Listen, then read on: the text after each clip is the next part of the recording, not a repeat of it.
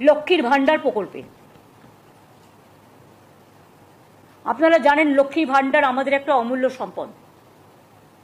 মা বোনেরা আমাদের ঘরে লক্ষ্মী।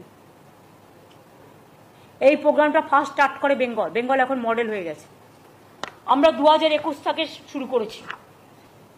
আমার একটা সরাসরি মুখ্যমন্ত্রী একটা পোর্টাল আছে, আপনারা জানেন। তাতে যে রিকোয়েস্টগুলো আমরা পাই, আমি কিন্তু সেগুলো প্রত্যেকটা দেখি।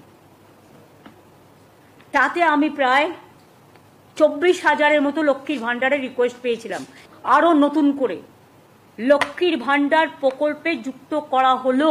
টাকাটা তারা পেয়ে যাবেন এবং এরা যতদিন বেঁচে থাকবেন আজীবন পেয়ে যাবেন।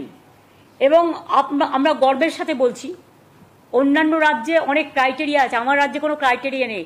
এটা সবার জন্য। একটা পরিবারে 4 জন মহিলা থাকলেও পায়। এটা তাদের গর্ব। অন্যান্য জায়গায় এটা আছে, স্কুটার থাকলে পাবে না, সাইকেল থাকলে পাবে না, বা স্মার্টফোন থাকলে পাবে না, নানা রকম আছে। আমাদের কিন্তু এসব নেই। আমাদের সকলের জন্য। এবং আমাদের শিডিউল কাস্ট শিডিউল ট্রাইবরা 1250 টাকা অলরেডি পায়।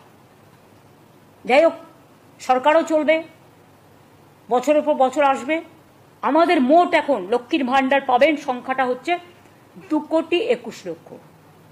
এবং শুধু তাই নয়, ওই বিধবা ভাতা করে নতুন করে তাকে অ্যাপ্লাই করতে হবে না। যখনই 60 বছর হয়ে যাবে অটোমেটিক্যালি সে সারা জীবন পাবে। মানে ওইটাই বিধবা ভাতা লক্ষ্মী ভান্ডারেই চলে যাবে। বিধবা ভাতা বার্ধক্য ভাতা হিসেবে তাকে আর অ্যাপ্লাই করতে হবে না।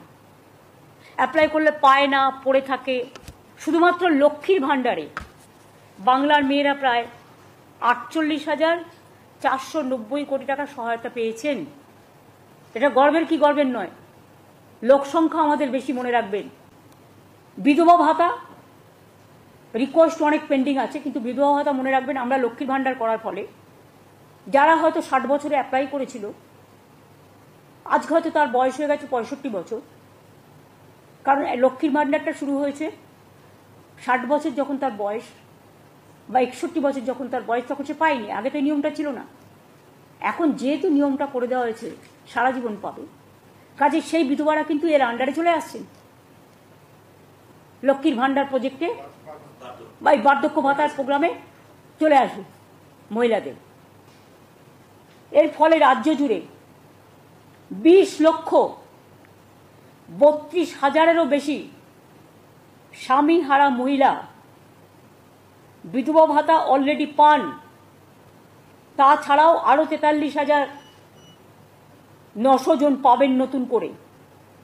এর জন্য রাজ্য সরকারের প্রতি বছর খরচ হয় 2,450 কোটি। বাদবাকি আরও যারা থাকবেন, কাউকে আমরা লক্ষ্মীর ভান্ডারে অ্যাডজাস্ট করব, কাউকে সংখ্যালঘু দপ্তর আছে, ওদের একটা প্রোগ্রাম আছে, কারো ট্রাইবেল ডিপার্টমেন্ট আছে। এটা আমি পুরো সার্ভে করে দেখে আস্তে আস্তে টেক কেয়ার করব।